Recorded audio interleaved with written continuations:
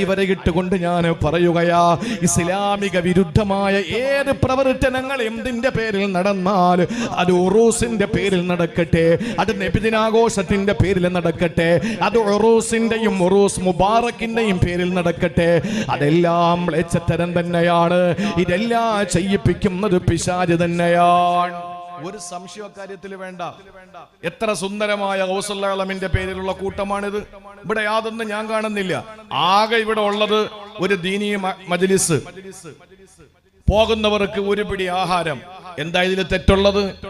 ചില ഉറൂസുകളുടെ നമ്മൾ പ്രസംഗിക്കാൻ പോയി, പ്രസംഗിക്കാൻ പോണ്ട എന്ന മുറവിളി കൂട്ടി പലരും.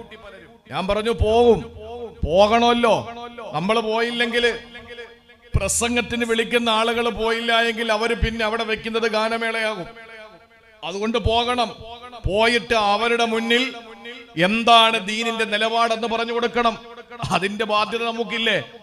അങ്ങനെ ഒരു ഉറൂസിന് പോയിട്ട് ഞാനിവിടെ ഇങ്ങനെ പ്രസംഗിച്ചോണ്ട് നിൽക്കുമ്പോ തൊട്ടു പുറകില് ഭയങ്കരമായ ശബ്ദം. നോക്കുമ്പോ അവിടെ മരണക്കിണർ. അത് മരണക്കിണർ എന്ന് പറയുന്നത് ഹറാമാണ് എന്നല്ല ഞാൻ പറയുന്നത്. ഒരു മഹാന്റെ പേരിൽ നടക്കുന്ന ഒരു പരിപാടിയിൽ അങ്ങനെ ഒരു പരിപാടി സംഘടിപ്പിക്കുക എന്നുള്ളത് ഹറാമാണോ അല്ലയോ എന്നുള്ളത് വലിയ മഹാന്മാര് പറയേണ്ട കാര്യമാണ്. പക്ഷെ അത് ഫഹ്ശാണ്, മോശമാണ്, മ്ലേച്ഛമാണ്. അത് ശരിയായ രീതിയല്ല. പ്രത്യേകിച്ച് ഒരു മതവിജ്ഞാന സദസ്സ് നടക്കുമ്പോ ഇതിന്റെ എല്ലാത്തിനെയും സംഘാടകർ ഒരാളാ. ഞാൻ പറഞ്ഞു ഇതൊക്കെ ശരിയായ രീതിയല്ല, ഇതൊക്കെ മാറ്റണം. പണ്ഡിതന്മാരെ വിളിച്ചിരുത്തിയിട്ട് ചോദിക്കണം എന്താണ് ദീൻ അല്ലാത്തത്, എന്നിട്ട് വരും വർഷങ്ങൾക്ക് മാറ്റം വരുത്തണം എന്ന് പറഞ്ഞു. അത് പറയേണ്ട ബാധ്യത നമുക്കില്ലേ? ഞാൻ പറഞ്ഞു വന്നത് ചില സ്ഥലങ്ങളിലൊക്കെ അങ്ങനെയാണ്. അള്ളാഹു നമ്മളെ ഉമ്മത്തിനെ കാത്തുരക്ഷിക്കട്ടെ. നബിദിനം വളരെ മനോഹരമാണ്. നബിദിനം വേണ്ടാന്ന് പറയുന്നവരുണ്ട്. അവരോട് പോടാതിന്റെ പണി നോക്കടാന്ന് പറയണം. അത് മറ്റൊരു വശം. പക്ഷേ നബിദിനം വേണ്ട എന്ന് പറയുന്നവരോട് ആ വാക്കിൽ നമ്മൾ സംസാരിക്കുമ്പോൾ തന്നെ നബിദിനാഘോഷത്തിന്റെ പേരിൽ കാട്ടിക്കൂട്ടുന്ന കോമാളിത്തരങ്ങൾ നമ്മൾ കണ്ടില്ല എന്നടിക്കാൻ പറ്റുമോ? എത്രയോ സ്ഥലങ്ങളിലാണ്. എനിക്കറിയില്ല ഈ സാധനത്തിന്റെ ഒന്നും പേര്. എന്തൊക്കെയോ ഗാനമേളയ്ക്ക് വെക്കുന്ന സാധനങ്ങളൊക്കെ വെച്ചിട്ട് സമൂഹത്തിന് ശബ്ദ മലിനീകരണവും അതുപോലെ തന്നെ പുക മലിനീകരണവും അതുപോലെ തന്നെ എല്ലാവർക്കും ആകെ ഒരു വല്ലാത്ത അറ്റാക്കുള്ള രോഗികളൊക്കെ ഉണ്ടെങ്കിൽ അവരൊക്കെ ആ പെടഞ്ഞങ്ങ് മരിക്കാൻ ആ നിലയിലുള്ള എല്ലാ സംവിധാനങ്ങളെയും ഉപയോഗപ്പെടുത്തിയിട്ട് എന്തിനാണ്? ഇത് ആർക്ക് വേണ്ടിയാണ്? ഇത് എന്ത് സമീപനമാണ് നമ്മൾ ചെയ്യുന്നത്? ഇതൊക്കെ നമ്മൾ മാറ്റണ്ടേ? അപ്പൊ ഇതൊക്കെ ഫഹിഷ, ഇതൊക്കെ ചെയ്യിപ്പിക്കുന്ന അള്ളാഹും റസൂലും ആണെന്ന് പറഞ്ഞിട്ട് എല്ലാ ഈ അള്ളാന്റെ റസൂലിന്റെ മണ്ട വെച്ചു കൊടുക്കരുത്. ഇത് ശൈത്താനാണെന്ന് ഖുർആൻ തന്നെ പറയാ. ഇന്നമാ യഅ്മുറു ഫഇന്നഹു യഅ്മുറു ബിൽ ഫഹ്ശാ. ഈ ഫഹ്ശാ കൊണ്ട് ശൈത്താന്റെ ഇടപെടലാണ്. അള്ളാഹു നമ്മളെ കാത്തുരക്ഷിക്കട്ടെ. വടക്ക് മധ്യ കേരളത്തില് ഒരു ഉറൂസ് ഉണ്ട്. ആ ഉറൂസിന്റെ പ്രധാനപ്പെട്ട ഏറ്റവും 10 ലക്ഷം രൂപയ്ക്കാണ് 10 മിനിറ്റിലേക്ക് ഒരു ആനയെ കൊണ്ടുവരുന്നത്. 10 മിനിറ്റ് ആനയെ കൊണ്ടുവന്ന് മക്കാമിനടുത്തുള്ള ഒരു സ്ഥലത്ത് ആനയെ നിർത്തിയിട്ട് അവിടെ മുട്ടയും വേറെന്തൊക്കെയോ സാധനങ്ങൾ, പാലും, മരത്തിൽ പാമ്പ് വരും അത്രേ, പാമ്പിന് മുട്ടയും പാലും വെച്ചു കൊടുക്കണം. ഘോഷയാത്രയുടെ മുമ്പില് നെറ്റിപ്പട്ടം കെട്ടിയ ഗജവീരൻ 10 ലക്ഷം രൂപ 10 മിനിറ്റത്തേക്ക് ആ ആനയെ വാടകയ്ക്കെടുക്കാൻ. ഒന്ന് ആലോചിച്ചു നോക്കിയേ പ്രിയപ്പെട്ട സഹോദരങ്ങളെ. ഇതും ഒരു മഹാന്റെ പേരിലാണ്. ഇത് എങ്ങനെ നമ്മൾ അംഗീകരിക്കും? എങ്ങനെ നമുക്കിത് അംഗീകരിച്ചു കൊടുക്കാൻ പറ്റും? ആ കമ്മിറ്റിക്കാർ ചെയ്യുന്നത് ഫഹ്ശ ആണ്. ഇത് ചെയ്യിപ്പിക്കുന്നത് അന്ത്യവിശ്രമം കൊള്ളുന്ന മഹാനല്ല, സാക്ഷാൽ പിശാച്. വിശുദ്ധ ഖുർആൻ. ഒരു സംശയ കാര്യത്തിലില്ല. ഉറൂസുകൾ നടത്തണം. മഹാന്മാരെ മറന്നു പോകാൻ പാടില്ല. ആ മഹാന്മാരൊരു നാട്ടിലുണ്ടായിരുന്നു. അവരവിടെ അവരെന്തൊക്കെ പിന്നെ ദീനിന് വേണ്ടിയിട്ട് സമർപ്പിച്ചു, എന്തെല്ലാം മാറ്റങ്ങൾ വരുത്തി. അതെല്ലാം കാലങ്ങൾ കഴിഞ്ഞു പോയാലും ഒരു തലമുറ അത് മനസ്സിലാക്കണം. അതിന് ഉറൂസുകൾ അനിവാര്യം തന്നെയാണ്. പക്ഷെ അതിന്റെ പേരിൽ ഇസ്ലാമിക വിരുദ്ധമായ ഒരു കാര്യങ്ങളും അനുവദിക്കാൻ പാടില്ല. പിശാച് ഇതൊക്കെ ചെയ്തിട്ട് അവസാനം എവനൊരു ജോലി ഉണ്ടെന്താണെന്നറിയോ? ഇതെല്ലാം ചെയ്യിപ്പിച്ചിട്ട് അവസാനം അള്ളാന്റെ വലിയന്റെ മണ്ടിട്ട് കൊടുത്തിട്ട് അവനങ്ങ് പോകും. ഇതെല്ലാം ചെയ്യിപ്പിച്ചിട്ട് കമ്മിറ്റിക്കാരെ തലയിൽ വെച്ചിട്ട് അവനങ്ങ് പോകും. ശൈത്താൻ. അതാണ് ശൈത്താന്റെ ഡ്യൂട്ടി. ഞാനൊരു ചെറിയ സംഭവം നിങ്ങൾക്ക് പറഞ്ഞു തരാം. മഹാനായ അബ്ദുല്ലാഹി ഇബ്നു മസ്ഊദ് റളിയല്ലാഹു തആല അൻഹു അറിയുമല്ലോ. ഇബ്നു മസ്ഊദ് റളിയല്ലാഹു തആല അൻഹു ഖുർആൻ അല്ലാഹു അവതരിപ്പിച്ച അതേ കോലത്തിൽ ഓതുന്ന സഹാബിയാ. ആദ്യമായിട്ട് സഫാ മലയുടെ മുകളിൽ നിന്ന് ഇറങ്ങി വന്ന് മഖാം ഇബ്രാഹിമിന്റെ പാറപ്പുറത്ത് കയറി നിന്നുകൊണ്ട് ശത്രുക്കളുടെ മുമ്പിൽ ആദ്യമായി സൂറത്തുർ റഹ്മാൻ ഉറക്കെ ഓതിയ മഹാനായ അബ്ദുല്ലാഹി ഇബ്നു മസ്ഊദ് ചോദിക്കുന്ന ചോദ്യം അല്ലാഹു ഉത്തരം കൊടുക്കാതെ കൈവലിക്കില്ലെന്ന് റസൂൽ പരിചയപ്പെടുത്തിയ സഹാബിയാ. അല്ലാഹുവിന്റെ പ്രിയപ്പെട്ട പ്രവാചകന്റെ സന്തര സഹചാരിയാണ്, സീനിയറായ സഹാബി വര്യനാണ് അബ്ദുല്ലാഹി ഇബ്നു മസ്ഊദ് റളിയല്ലാഹു തആല അൻഹു. ആ മഹാനവറുകൾ പറയുകയാണ്, ഒരു സ്ത്രീക്ക് 4 സഹോദരങ്ങൾ ഉണ്ടായിരുന്നത്രേ. ആ പെണ്ണ് സുന്ദരിയാണ്, സുമുഖിയ. ഈ 4 സഹോദരങ്ങളും ആ പെണ്ണിനെ എവിടെയോ ഒരു യാത്ര പോകുന്ന സമയത്ത് ആ സഹോദരിയെ, ഏക സഹോദരിയാണ്, വാപ്പയില്ല ഉമ്മയില്ല, വേറെ ആരും നോക്കാനില്ല. സുന്ദരിയായ ആ പെണ്ണിനെ 4 സഹോദരങ്ങളും കൂടി എവിടെയാണെന്ന് സുരക്ഷിതമായ സ്ഥലത്തേൽപ്പിക്കുക. അവരിങ്ങനെ വലിയ ആശയക്കുഴപ്പത്തിലായി. അപ്പോഴാണ് അവരുടെ മനസ്സിലേക്ക് ഓടിയെത്തിയത്, ആ നാട്ടിൽ നല്ലൊരു മനുഷ്യനുണ്ടത്രേ. ആ മനുഷ്യൻ നല്ല ഇബാദത്തെടുക്കുന്ന ആബിദാണ്, നല്ല സൂഫിയാണ്, സാത്വികനാണ്, സാഹിദാണ്, ദുനിയാവ് വേണ്ടെന്ന് വെച്ച മഹാനാണ്, അള്ളാഹുവിന് വേണ്ടി ജീവിതം മാറ്റിവെച്ച മഹാനാണ്. അയാളുടെ മഠം, അയാൾ ഇബാദത്തെടുക്കുന്ന ഒരു പ്രദേശമുണ്ട്. അവിടെ കൊണ്ടുവന്ന 4 ആങ്ങളമാര് കൂടി ആ പെങ്ങളെ അവിടെ ആക്കുകയാ. എന്നിട്ട് പറഞ്ഞു, ഞങ്ങൾ തിരിച്ചു വരുന്നത് വരെ അവൾ ഇവിടെ സുരക്ഷിതയാണല്ലോ. അയാൾ പറഞ്ഞു, ആയിക്കോട്ടെ, അവര് എവിടെയെങ്കിലും ഇരുന്നോട്ടെ. ആ പെണ്ണവിടെ തനിച്ചായി ആബിദ് ഇബാദത്തുമായി വീണ്ടും അതാ സജീവമാവുകയാ. 4 ആങ്ങളമാരും അവിടെ നിന്ന് യാത്ര തിരിച്ചു. അബ്ദുല്ലാഹി ഇബ്നു മസ്ഊദ് റളിയല്ലാഹു അൻഹു പറയുകയാണ്, സഹോദരങ്ങളെ, ആ മഠത്തിലേക്ക് അതാ വിളിക്കപ്പെടാത്ത ഒരു അതിഥി വരികയാ, ക്ഷണിക്കപ്പെടാത്ത ഒരു അതിഥി വരികയാ. ആരാണെന്നറിയോ? അള്ളാഹുവിന്റെ ശത്രുവായ, നിങ്ങൾ ഓരോരുത്തരുടെയും ശത്രുവെന്ന് ഖുർആൻ പരിചയപ്പെടുത്തിയ ശൈത്താനുൽ ലഈൻ. ആ ശൈത്താൻ അതാ മഠത്തിലേക്ക് കടന്നു വരികയാ, ആ ഹാങ്കാഹിലേക്ക് വരികയാണ്. അദ്ദേഹം ഇബാദത്തെടുക്കുന്ന ആ പ്രത്യേകമായ ടെന്റിലേക്ക് കയറി വരികയാ. എന്നിട്ട് അയാളുടെ മനസ്സിൽ ആ പെണ്ണിനോടുള്ള സ്നേഹം ഇട്ടുകൊടുക്കുകയാ. സ്നേഹം പ്രണയമായി, പ്രണയം കാമമായി. അവസാനം അയാള് ദുനിയാവൊന്നും വേണ്ടെന്ന് പറഞ്ഞ് സാത്വികനായി ജീവിച്ചു കൊണ്ടിരുന്ന മനുഷ്യന്റെ മസ്തിഷ്കത്തിലേക്ക് അതാ ഈ പിശാച് ഇൻജക്ട് ചെയ്യാൻ തുടങ്ങി. അങ്ങനെ മസ്തിഷ്ക പ്രക്ഷാളനം നടത്തിയിട്ട് ആ മനുഷ്യൻ ആ പെണ്ണിനോട് സ്നേഹം തോന്നുകയാ. അങ്ങനെ ആ പെണ്ണിനെ എങ്ങനെയെങ്കിലും ഒന്ന് വശീകരിക്കണമെന്ന ചിന്ത വന്നു. അവളുടെ ശരീരത്തിലേക്ക് ആ മനുഷ്യന് ദാഹം വരികയാ. പൈതാകമടക്കാൻ കാത്തിരിക്കുന്ന, മഴ കാത്തിരിക്കുന്ന വേഴാമ്പലിന്റെ കളകൂചനം പോലെ ഈ സാത്വികനായ മനുഷ്യന്റെ ഹൃദയത്തിന്റെ ഉള്ളറകളില് വികാരം മുട്ടിടുകയാ. ആ മുട്ടിട്ട വികാരം പൂത്തുലയാൻ തുടങ്ങി. അങ്ങനെ ഈ പെണ്ണിനെ കയറി പിടിക്കുകയാ. അവൾക്ക് നിന്നുകൊടുക്കലല്ലാതെ നിവൃത്തിയില്ല. ആ പെണ്ണിനെ വശീകരിച്ചോ. ആ പെണ്ണിനിതാ ഗർഭിണിയാവുകയാണ്. എന്താണ് ചെയ്യുക? ആ സമയത്ത് പിശാചിന്റെ ദുർബോധനത്തിൽ വീണുപോയ സാത്വികനായ മനുഷ്യനിലൂടെ ആ പെണ്ണ് ഗർഭിണിയായപ്പോൾ സഹോദരങ്ങളെ, ശൈത്താനതാ വരികയാ. ശൈത്താന് വീണ്ടും വന്നു. വീണ്ടും വന്നിട്ട് സാത്വികനായ മനുഷ്യന്റെ മുമ്പിലേക്ക് വന്നിട്ട് പറഞ്ഞു, ഇനി ഒരൊറ്റ വഴിയേ ഉള്ളൂ, ലോകത്താരും ഇത് അറിഞ്ഞിട്ടില്ല. ഇനി ഒരൊറ്റ വഴിയേ ഉള്ളൂ, അവളെ അങ്ങ് കൊന്നേക്കണം, അല്ലെങ്കിൽ പ്രസവിച്ചാൽ പ്രശ്നമാണ്. അയാൾ പറഞ്ഞു, ഞാനെങ്ങനെ കൊല്ലും? കൊല്ലലല്ലാതെ വേറെ നിവൃത്തിയൊന്നുമില്ല, കൊന്നേക്കുക. എന്നിട്ട് നിങ്ങൾ ഇന്ന സ്ഥലത്ത് കൊണ്ടുവന്ന് ആ ശരീരത്തെ കുഴിച്ചിടുക. നിങ്ങളാണ് എന്ന് ആരും വിശ്വസിക്കില്ല. നിങ്ങൾ അല്ല എന്ന് പറഞ്ഞ ജനങ്ങൾ ഒരിക്കലും തർക്കം ഉന്നയിക്കൂല. അതുകൊണ്ട് നിങ്ങൾ ചെയ്യണമെന്ന് പറഞ്ഞു. നിമിഷ നേരം ദുർബോധനത്തിൽ വീണുപോയ, പിശാചിന്റെ വടിയിൽ വീണുപോയ ആ സാത്വികനായ സൂഫി വര്യൻ എന്ത് ചെയ്തെന്നറിയോ? ആ പെണ്ണിനെ അങ്ങ് കൊല്ലുകയാ. എന്നിട്ട് ശൈത്താൻ ചൂണ്ടിക്കാണിച്ചു കൊടുത്ത കുഴിയിലേക്ക് കുഴിച്ചിടുകയാ. നിങ്ങൾക്കറിയോ സഹോദരങ്ങളെ, 4 ആങ്ങളമാരിലും ശൈത്താൻ ചെന്നു. എന്നിട്ട് ഉറക്കത്തിലെ കിനാവ് കാണിക്കുകയാ. നിങ്ങളുടെ പ്രിയപ്പെട്ട പെങ്ങള് കൊല്ലപ്പെട്ടിരിക്കുകയാ.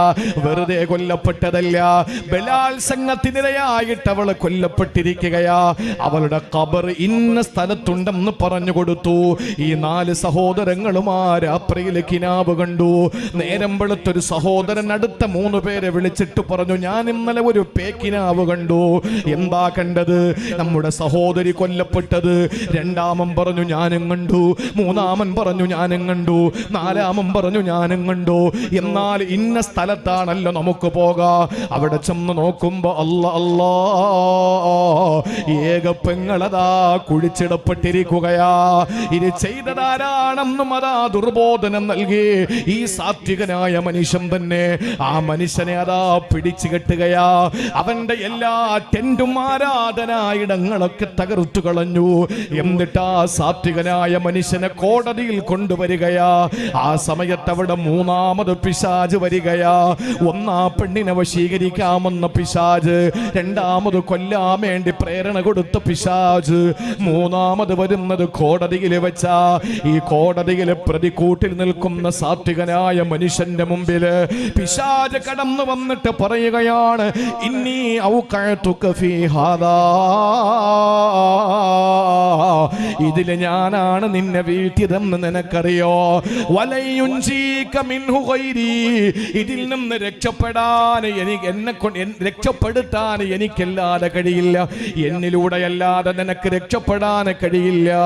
ആ സമയത്ത് ആ സൂഫിയായ മനുഷ്യൻ ചോദിച്ചു, ഞാൻ എന്താ ചെയ്യേണ്ടത്? ആകെ നാറ്റക്കേസായല്ലോ, എന്താ ഞാൻ ചെയ്യേണ്ടത്? ആ സമയത്ത് പിശാചു പറഞ്ഞു, എനിക്കൊരൊറ്റ കാര്യം മതി, അത് ചെയ്യാൻ നിനക്ക് കഴിയോ? എന്നാ ഞാൻ നിന്നെ ഇവിടെ നിന്ന് രക്ഷപ്പെടുത്താ. എന്താ ഞാൻ ചെയ്യേണ്ടത്?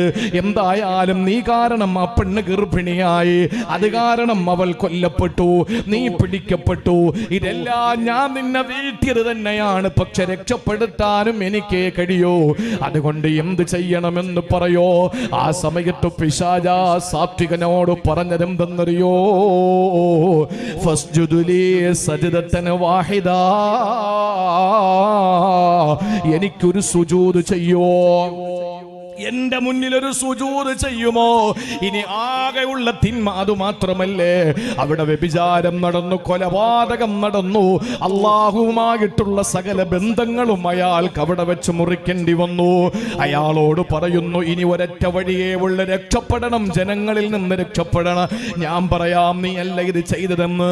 അതിന് ഒരൊറ്റ വഴിയേ ഉള്ളൂ, നീ എനിക്കൊരു സുജൂദ് ചെയ്യണം, പറ്റുമോ? സഹോദരങ്ങളെ, സുജൂദ് ചെയ്തു. ആ മനുഷ്യനതാ ശൈത്താന്റെ മുമ്പിൽ സുജൂദ് ചെയ്യുകയാ. ശൈത്താൻ അവിടെ നിന്നങ്ങ് വഴിമാറുകയാ. സഹോദരങ്ങളെ, ശൈത്താൻ വഴിമാറിയെന്ന് മാത്രമല്ല, അയാളെ കൊന്നുകളയുന്നു, അയാളെ കൊല്ലപ്പെടുകയും ചെയ്തു. ആ മനുഷ്യൻ എങ്ങനെയാണ് മരിച്ചത്? അബ്ദുല്ലാഹ് ഇബ്നു മസ്ഊദ് റളിയല്ലാഹു അൻഹു ഈ സംഭവം മുന്നിലിരിക്കുന്നവർക്ക് പറഞ്ഞു കൊടുത്തിട്ട് ഇബ്നു മസ്ഊദ് തങ്ങൾ ഓതിയത് സൂറത്തുൽ ഹശ്റിലെ ഒരായത്താണ്. കമസലി إذ قال للإنسان كفر فلما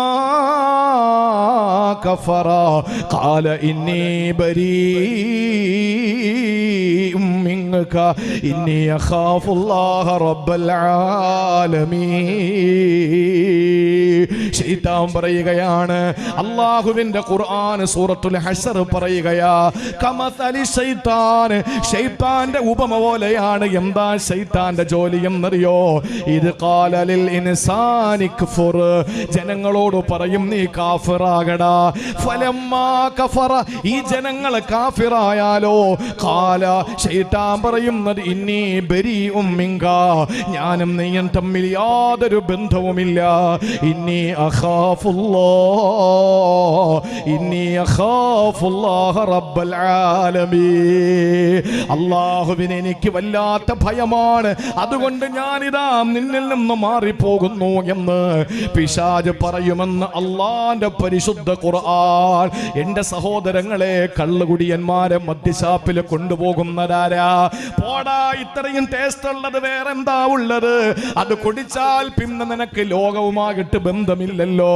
പോമോനെ എന്ന് പറഞ്ഞ് ബിവറേജിന്റെ മുമ്പിലേക്ക് കൊണ്ടുപോവുകയാ. കൊടുക്കടാ, വാങ്ങി കുടിക്കടാ എന്ന് പറഞ്ഞിട്ട് കുടിക്കുകയാ. ആ മദ്യം തന്റെ ആമാശയത്തിലേക്ക് ചെല്ലുമ്പോൾ പിശാച് അവിടെ നിന്ന് ഇന്നി ബരീഉം മിൻക്, നിന്നിൽ നിന്ന് ഞാനിതാ ഒഴിവാവുകയാണ്. ഇന്നി അഖാഫുല്ലാഹ്, എനിക്ക് പടച്ചോനെ പേടിയാണെന്ന് പറഞ്ഞിട്ടൊരൊറ്റ മുങ്ങലാണ്. ഒരൊറ്റ മുങ്ങൽ. ഇത് ശൈത്താന്റെ ജോലിയാണ്. ശൈത്താന്റെ പാർട്ടിക്കാരായി നമ്മൾ പോയി കഴിഞ്ഞാൽ സംഭവിക്കുന്നത് എന്താണ്? ശൈത്താൻ ഒരൊറ്റ ഓട്ടമാണ്. ശൈത്താൻ അതുവരെ എല്ലാം സയ്യന ലഹും അഅ്മാലഹും, കേട്ടോ, എല്ലാം അങ്ങോട്ട് അഴകാക്കി കാണിച്ചു തരും. എന്നിട്ട് ആ പണി ചെയ്യിപ്പിച്ചിട്ട് അവസാനം ഒരൊറ്റ മുങ്ങൽ. അതുകൊണ്ടാണ് അള്ളാഹു പറഞ്ഞത്, വ്യക്തമായ പരാജയം സംഭവിച്ചവൻ ഖുർആനിൽ 3 സ്ഥലങ്ങളിൽ പറഞ്ഞതിൽ ഒന്ന്, ആരാണോ ശൈത്താനെ അള്ളാഹുവിനെ മാറ്റി നിർത്തിയിട്ട് ശൈത്താനെ വലിയാക്കുന്നവൻ, അവൻ പിഴച്ചുപോയി. അള്ളാഹു നമ്മളെ കാത്തു രക്ഷിക്കട്ടെ. അതുകൊണ്ട് നമുക്ക് എന്താ ഇനി ഒരു മാർഗം? എന്താണൊരു മാർഗം? റസൂലുള്ളാഹി അലമിലേക്ക് വരുന്നുണ്ട്, അതാണ് എന്റെ വിഷയം. എന്താ നമുക്കുള്ള മാർഗം? ഒരൊറ്റ മാർഗം, അള്ളാഹുവിനെ വലിയാക്കുക. അല്ലാതെ വേറെ ഒരു നിവൃത്തിയില്ല. അള്ളാഹുവിനെ സംരക്ഷകനാക്കുക. ഈ വലിയ എന്ന് പറഞ്ഞാലേ പലതരം വലിയുണ്ട്. ഉറക്കത്തിലെ വലിയുടെ കാര്യമല്ല ഈ പറയുന്നത്. വലിയ എന്ന് പറഞ്ഞാൽ മൗല എന്ന് പറഞ്ഞാൽ യജമാനനും മൗല എന്ന് പറയും, അടിമയ്ക്കും മൗല എന്ന് പറയും. ചില ആളുകൾ പറയും, ഓഹ് വലിയെന്ന് പറഞ്ഞ് അള്ളാനെ വലിയാക്കണം. നിങ്ങൾ ഈ ഇരിക്കുന്നതിൽ എത്രയോ ആളുകൾ വലിയാണ് എന്ന് വെച്ചിട്ട് നാളെ അവരുടെ വേല യാസീനൊന്നും ഓതിക്കളയല്ലേ. മോളെ കെട്ടിക്കുമ്പോ നിങ്ങൾ ആരായി? എന്താ പറയുന്നത്? വലിയിരിക്കുക എന്നല്ലേ? അത് ഈ വലിയ തന്നെയാ. മുഹിയുദ്ദീൻ ശൈഖിനെ പറയുന്ന വലിയ തന്നെയാണ് ആ വലിയും. അർത്ഥം വേറെ തന്നെ ഉള്ളൂ. അർത്ഥം വേറെ തന്നെ ഉള്ളൂ. ഒരു വാക്കിൽ തന്നെ എന്തുമാത്രം അർത്ഥമുണ്ട്, പല അർത്ഥങ്ങളില്ലേ. വലിയ എന്ന് പറഞ്ഞാൽ സംരക്ഷകൻ. ആ പെണ്ണിന്റെ സംരക്ഷകൻ നമ്മളായിരുന്നു, ഉത്തരവാദിത്വം നമുക്കായിരുന്നു. ആ പെൺകുട്ടിയുടെ എല്ലാ ചുമതലയും നമ്മളിലായിരുന്നു. അതാണ് വലിയ. അള്ളാഹുവിന്റെ വലിയ എന്ന് പറഞ്ഞാൽ അവന്റെ അടുപ്പക്കാരെന്നാണ്. അവന്റെ അടുപ്പക്കാര്. മുഹമ്മദ് കുഞ്ഞ് ഗനീമി ഉസ്താദ് ഇരിപ്പുണ്ട്. ഈ വിഷയത്തിൽ നല്ല പാണ്ഡിത്യമുള്ള മനുഷ്യനാണ്. അള്ളാഹു ഇൽമിൽ അഭിവൃദ്ധി നൽകി അനുഗ്രഹിക്കുമാറാവട്ടെ. വലിയ സ്നേഹമാണ്. അള്ളാഹു ദീനിനു വേണ്ടി, അള്ളാഹുവിന് വേണ്ടി സ്നേഹിക്കാനും നാളെ സ്വർഗത്തിൽ ഇതുപോലെ ഒരുമിച്ചുകൂടാനും അള്ളാഹു തൗഫീക്ക് നൽകി അനുഗ്രഹിക്കുമാറാവട്ടെ.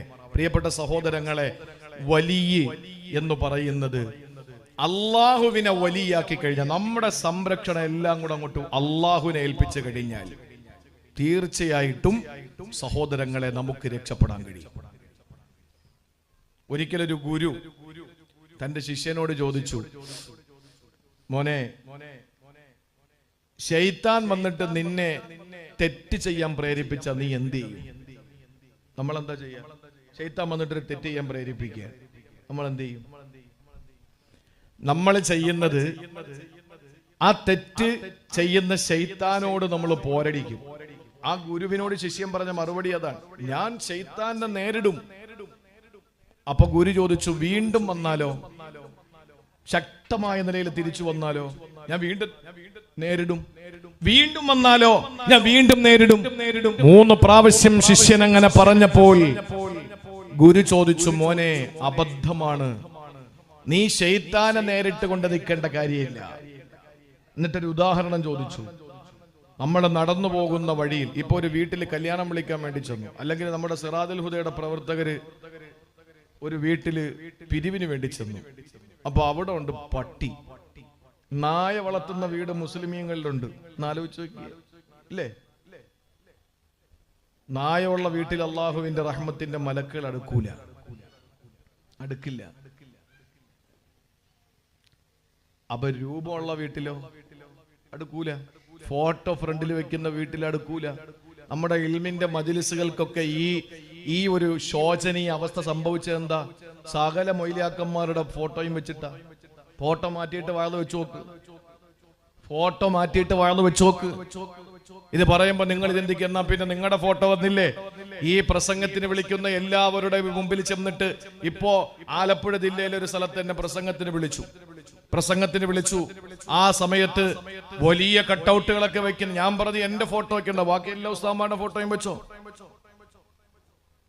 ഇപ്പൊ എല്ലാരും വിളിച്ചിട്ട് പറയുന്നത് നല്ലൊരു ഫോട്ടോ ഉണ്ടെങ്കിൽ അയച്ചു തരാനാണ്. അങ്ങനെയായി. പിന്നെ ആകെ ഒരു സമാധാനം എന്ന് പറഞ്ഞാല് പ്രാവിന് കാട്ടിക്കാൻ വേണ്ടിയാണ് ഇതൊക്കെ ചെയ്യുന്നത്. ഫ്ലക്സ് കൊണ്ടുവന്നത് റോട്ടിൽ വെച്ചിട്ട് വരും, പോകുന്ന പ്രാവും കാക്കൊക്കെ കാട്ടിക്കും. അപ്പൊ അങ്ങനെ ഒരു സ്ഥലത്ത് ഒരു പ്രസംഗത്തിന് പോയിട്ട് ഒരു ബാത്റൂമിൽ കയറാൻ വേണ്ടി പോകുമ്പോൾ അതിൽ കഥ കെട്ടിരിക്കുന്നത് വാഴലിന്റെ ഫ്ലക്സാ. അപ്പൊ അത് തന്നെ ഇതിന് പറ്റിയ സാധനം. അത് തന്നെ അർഹതപ്പെട്ട സ്ഥലത്ത് ഇതിരിക്കും. സിറാജുൽ ഹുദയുടെ പുറത്തേര് മാറ്റി. സിറാജുൽ ഹുദയുടെ പുറത്ത് അടുത്ത വർഷം മുതൽ ഈ ഫോട്ടോ ഒന്നും വെക്കണ്ട. കാണുന്നവര് വന്നാൽ മതി, കേൾക്കണവര് വന്നാൽ മതി. പ്രസംഗത്തിന് ഫോട്ടോ കണ്ടിട്ട് വരുന്നതിന് നമ്മളൊരു വീട്ടിൽ ചെന്നപ്പോ നായ ഉണ്ടെന്നിരിക്കട്ടെ, ആ നായ ഉള്ള വീട്ടിലേക്ക് നമ്മൾ അങ്ങോട്ട് കയറിയപ്പോഴേക്കും നായ ഓടി നമ്മുടെ മുമ്പിലേക്ക് വരിക. നമ്മൾ എന്താ ചെയ്യാ? മുണ്ടും മടയി കുത്തിയിട്ട് ഞാൻ ജിമ്മിനൊക്കെ പോയിട്ടുണ്ട്, ഇപ്പൊ കാണിച്ചു തരാടാ നായ എന്ന് പറഞ്ഞിട്ട് തിരിഞ്ഞിരിക്കുവോ? ഓടി വീട്ടുകാരനെ വിളിക്കും, പെട്ടെന്ന് പിടിച്ചു കെട്ടാൻ പറയും. അതല്ലേ ശരി? നമ്മൾ പെട്ടെന്ന് ചെയ്യുന്നത് എന്താണ്? വീട്ടുകാരനെ വിളിച്ചിട്ട് പറയും പെട്ടെന്ന് പിടിച്ചോ എന്ന് പറയും. ഈ ഗുരു ശിഷ്യനോട് പറഞ്ഞു, നിന്നെ തെറ്റിന് ശൈത്താൻ പ്രേരിപ്പിക്കുമ്പോ നീ എന്ത് ചെയ്യും? ഞാൻ ശൈത്താനെ നേരിടും. അബദ്ധമാ മോനെ, ഞാൻ വീണ്ടും വന്നാലോ? ഞാൻ വീണ്ടും നേരിടും ഗുരു. ശുദ്ധ അസംബന്ധമാ മോനെ. വീണ്ടും അവൻ വന്നാലോ? ഞാൻ വീണ്ടും അവനെ നേരിടും. വിവരക്കേടാ പൊന്നുമോനെ. എന്നിട്ട് ഗുരു പറഞ്ഞു, മോനെ നീ ചെയ്യുന്നത് നായ കടിക്കാൻ വേണ്ടി വരുമ്പോ നായയുടെ യജമാനനെ വിളിച്ചിട്ട് നീ പെട്ടെന്ന് ഇതിനെ ഒന്ന് രക്ഷപ്പെടുത്ത്, എന്നെ രക്ഷപ്പെടുത്തതിനെ പിടിച്ചു കെട്ടെന്ന് പറയുമോ? ആ നായയുടെ നേരെ നീ ചീറി അടുക്കുമോ എന്ന് ചോദിച്ചപ്പോ ശിഷ്യൻ പറഞ്ഞു, വീട്ടുകാരനോട് പറയും പിടിച്ചു കെട്ടാൻ. ഇത് തന്നെയാ നീ ചെയ്യേണ്ടത്. ഏതാ? അല്ലാഹു റബ്ബുൽ ഇസ്സത്തിനോട് പറയണം, അല്ലാഹുവേ ശൈത്താന്റെ ഉപദ്രവത്തിൽ നിന്ന് എന്നെ കാക്കണമല്ലാ. സഹോദരങ്ങളെ, ഖുർആൻ ഓതുമ്പോ മടി വരുന്നുണ്ടല്ലോ, ഖുർആൻ ഓതുമ്പോ കോട്ടുവാ വരുന്നുണ്ടല്ലോ, ഖുർആൻ ഓതുമ്പോൾ എന്തെല്ലാം ചിന്തകൾ മനസ്സിൽ വരുന്നുണ്ടല്ലോ. അതെന്തിന്റെ പേരിലാണ്? ഖുർആനിൽ തന്നെ മരുന്നുണ്ട്. വഇദാ ഖറഅതൽ ഖുർആന ഫസ്തഇദ് ബില്ലാഹ്. ഖുർആൻ ഓതുമ്പോ നീ പിശാചിൽ നിന്ന് കാവൽ തേടണമെന്ന് അല്ലാഹുവിന്റെ ഖുർആൻ. എവിടെ പോയാലും പിശാചിൽ നിന്ന് കാവൽ തേടിയിട്ടല്ലേ പോകേണ്ടത്. ഒരു നിമിഷം നിങ്ങൾ ചിന്തിച്ചാൽ ഞാൻ നിങ്ങൾക്ക് വളരെ വ്യക്തമായി പറഞ്ഞു തരാ. ഒരാൾ തന്റെ ഭാര്യയെ സമീപിക്കുകയാ, എന്താ പറയുന്നത്? അല്ലാഹുമ്മ ജന്നിബിന ശൈത്താന വജന്നിബി ശൈത്താന ഫീമാ റസഖ്തനാ. അല്ലാഹുവേ, ഞങ്ങളുടെ ഈ പ്രവർത്തനത്തിലൂടെ രൂപപ്പെടുന്ന കുഞ്ഞുങ്ങളിലും നീ ശൈത്താനെ അകറ്റണമല്ലാ. ഇത് പറയാതെ ഏതൊരു കുഞ്ഞിനെ ഏതൊരു പിതാവും മാതാവും ജന്മം നൽകുവോ ആ പ്രിയപ്പെട്ട കുട്ടി ആണായാലോ പെണ്ണായാലോ പിഴച്ചത് തന്നെ. അതിനാണ് നമ്മൾ പറയുന്നത് സഹോദരങ്ങള്, അള്ളാന്റെ ഹബീബിന് നമുക്ക് മാതൃകയുണ്ട്. ബാത്റൂമിലേക്ക് കയറുമ്പോ നമ്മൾ പറയുന്നത് എന്താണ്? അല്ലാഹുമ്മ ഇന്നി അഊദു ബിക മിനൽ ഖുബ്സി വൽ ഖബായിസി. ആണ് പെണ്ണു പിശാചുകളിൽ നിന്ന് ഞാൻ നിന്നോട് കാവൽ തേടുകയാണല്ലാ. കാരണം ശൈത്താന്റെ വീടാണ് ബാത്റൂം, ടോയ്ലറ്റ് ശൈത്താന്റെ വീടാണ്. അതുകൊണ്ടാണ് നമ്മൾ അതിനകത്ത് കയറുമ്പോൾ അതിൽ നിന്ന് കാവൽ തേടുന്നത്. ഇനി ശൈത്താന്റെ വീടെന്ന് പറഞ്ഞിട്ട് പോകാതിരിക്കാൻ പറ്റൂലല്ലോ, അതുകൊണ്ട് നമുക്ക് കയറേണ്ടി വരുന്നു. അതുകൊണ്ട് നമ്മൾ കാവൽ തേടിയിട്ട് നമ്മൾ അതിലേക്ക് പ്രവേശിക്കുന്നു. ഇങ്ങനെ നോക്കിയാൽ ജീവിതത്തിന്റെ അഖില മേഖലകളില് പിശാചിൽ നിന്ന് കാവൽ തേടിയിട്ട് വേണം അല്ലാഹുവിന്റെ മുമ്പിൽ നമുക്ക് എത്തപ്പെടാൻ.